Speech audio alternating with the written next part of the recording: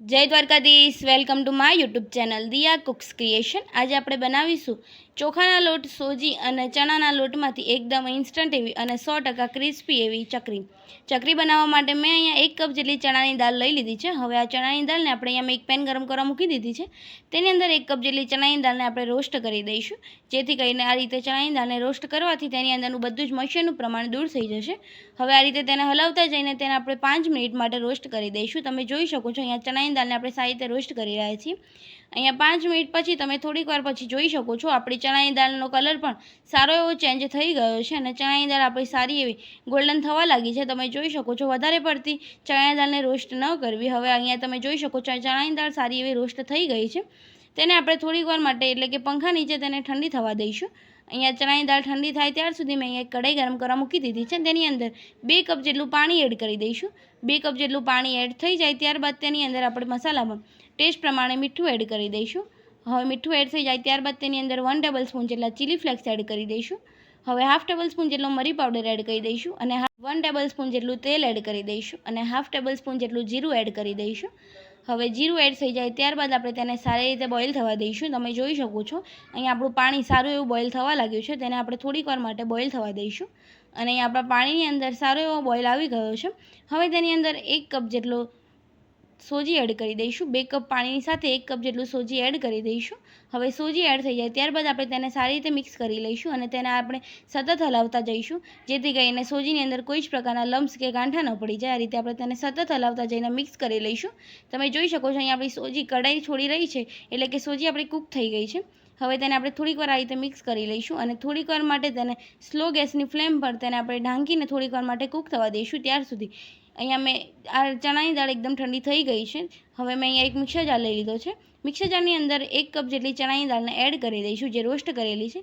ચણાની દાળ એડ થઈ જાય ત્યારબાદ આપણે તેને સારી રીતે ગ્રાઇન્ડ કરી લઈશું। અહીંયા તમે જોઈ શકો છો આપણી ચણાની દાળ સારી એવી ગ્રાઇન્ડ થઈને તૈયાર થઈ ગઈ છે। આ રીતે ગ્રાઇન્ડ કરી લઈશું।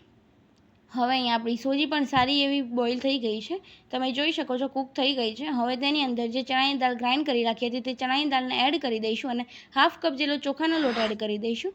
તમે જોઈ શકો છો અહીંયા ચોખાનો લોટ એડ થઈ જાય ત્યારબાદ લોટ પ્રમાણેનું ટેસ્ટ પ્રમાણે મીઠું એડ કરી દઈશું અને હવે તેને આપણે સારી રીતે મિક્સ કરી લઈશું। તમે જોઈ શકો છો આ રીતે આપણે સોજીને લોટની અંદર બરાબર મિક્સ કરી લઈશું। આ રીતે લોટ બાંધી લઈશું। જો તમને પાણી એડ કરવા જેવું લાગે તો તમે પાણી એડ કરી શકો છો અને આ રીતે આપણે તેને લોટ બાંધી દઈશું। લગભગ પાણી એડ કર્યા વગર લોટ બંધાઈ જાય તો પાણી એડ કર્યા વગર લોટ બાંધી દઈશું।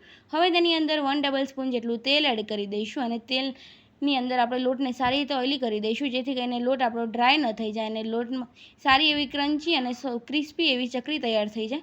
હવે અહીંયા આપણો લોટ સારો એવો ઓઇલી તૈયાર થઈ ગયો છે, તેને આપણે ઢાંકીને મૂકી દઈશું। અહીંયા મેં આ રીતે સેવ પાડવાનું એટલે કે જે સેવનું મશીન આવે છે તે લઈ લીધું છે, તેને આપણે તેલથી ગ્રીસ કરી દઈશું અને જેથી કરીને મશીનની અંદર લોટ ચોંટી ન જાય। અને હવે હાથ પર તેલ ગ્રીસ કરીને તેની અંદરથી આપણે મોટી સાઇઝનું લોયું લઈ લઈશું અને તેને આપણે આ રીતે શેપની અંદર લોયું કરી લઈશું અને આ રીતે મશીનની અંદર એડ કરી દઈશું। હવે તેને આપણે ફિટ કરી લઈશું। તમે જોઈ શકો છો મશીન આ રીતે આપણે કમ્પ્લીટ વાખી દઈશું અને અહીં આપણું તેલ ગરમ થઈ ગયું છે।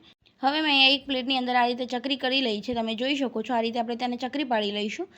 આ રીતે ગોળ ફેરવતા જઈને ચકરીનો શેપ આપી દઈશું। જો તમને આ રીતે મશીન ન હોય તો તમે મીઠાની કે દૂધની કોઈ પણ થેલીમાં પણ પાડી શકો છો। સેમ પ્રોસેસથી આપણે બીજી પણ ચકરી પાડી લઈશું। તમને આ રીતે ગોળ કરતા ન ફાવે તો તમે તેની સીધી લાઈન પણ પાડી શકો છો, પણ આ રીતે ગોળ કરવાથી તેની અંદર સારો એવો શેપ આવે છે। અને હવે તેને આપણે સેમ પ્રોસેસથી બીજી પણ ચકરી તૈયાર કરી લઈશું। તમે જોઈ શકો છો અહીંયા આપણી ચકરી એવી તૈયાર થઈ ગઈ છે। મેં અહીંયા 2 પ્લેટ જેટલી ચકરી તૈયાર કરી લીધી છે અને અહીંયા આપણું તેલ પણ સારું એવું ગરમ થઈ ગયું છે। હવે ગરમ તેલની અંદર આપણે ચકરીને એડ કરી દઈશું। વધારે પડતું ગરમ હશે તો જ ચકરી આપણી સારી એવી ફ્રાય થશે। હવે અહીંયા ચકરીને આપણે એડ કરી દઈશું। તમે જોઈ શકો છો અહીંયા તેલની અંદર ચકરી એડ થઈ ગઈ છે। વધારે પડતી એકસાથે ચકરી એડ કરશો તો તે એકબીજા સાથે ચોંટી જશે। આ રીતે તમે જોઈ શકો છો તેને એક એક કરીને તેને પલટાવી લઈશું, જેથી કરીને તે સારી રીતે ફ્રાય થઈ જાય। અને અહીંયા થોડીક વાર પછી એટલે કે 5 થી 7 મિનિટ પછી તમે જોઈ શકો છો આપણી ચકરી સારી એવી ફ્રાય થઈને તૈયાર થઈ ગઈ છે। હવે આપણે બીજી પણ ચકરીને સેમ પ્રોસેસથી ફ્રાય કરી લઈશું। તમે જોઈ શકો છો અહીંયા આપણી ચકરી સારી એવી ફ્રાય થઈને તૈયાર થઈ ગઈ છે। મેં અહીંયા બીજી પણ ચકરીને સેમ પ્રોસેસથી તેલની અંદર એડ કરી દીધી છે। હવે બધી જ ચકરીને આપણે આ રીતે એડ કરી દઈશું અને એક કઢાઈની અંદર 4 ચકરી એડ કરી દઈશું, જેથી કરીને તે એકબીજા સાથે ચોંટી ન જાય. અને આ રીતે તેને એડ કરી દઈશું. અને હવે થોડીક વાર પછી તમે જોઈ શકો છો અહીંયા આપણી ચકરી પણ સારી એવી ફ્રાય થઈને તૈયાર થઈ ગઈ છે. આ રીતે આપણે તેને ફ્રાય કરી લઈશું. હવે અહીંયા બીજી પણ ચકરી મેં ફ્રાય કરીને તૈયાર કરી દીધી છે. અને અહીંયા આપણી ચકરી સારી એવી ફ્રાય થઈ ગઈ છે. હવે તેને આપણે સર્વિંગ પ્લેટની અંદર સર્વ કરી દઈશું. સર્વ કરતી વખતે તમે જોઈ શકો છો આપણી ચકરી એકદમ ક્રિસ્પી એવી તૈયાર થઈ છે અને બહુ જ સરસ ટેસ્ટી તૈયાર થઈ ગઈ છે. તમે જોઈ શકો છો અને તેનો શેપ પણ સારો એવો આવી ગયો છે. અને તમે આ રીતે જરૂર ટ્રાય કરજો. એકદમ ઇન્સ્ટન્ટ અને બહુ જ સરસ એવી ટેસ્ટી તૈયાર થાય છે. અહીં આપણી સર્વિંગ પ્લેટ પણ તૈયાર થઈ ગઈ છે સર્વ થઈને. જો તમને મારી આ રેસીપી ગમી હોય તો લાઇક કરજો, શેર કરજો અને કમેન્ટ કરજો. કમેન્ટ બોક્સમાં મને જરૂર જણાવજો કેવી લાગી મારી આ રેસીપી. અને હા, મારી ચેનલ પર જો નવા હોય તો ચેનલને સબસ્ક્રાઈબ કરી દેજો અને બેલ આઇકન જરૂર દબાવજો, જેથી કરીને મારી અવનવી રેસીપી તમને સૌથી પહેલાં જોવા મળે. મળીએ કોઈ નવી રેસીપી સાથે. ત્યાર સુધી બધાને જય દ્વારકાધીશ, જય શ્રી કૃષ્ણ.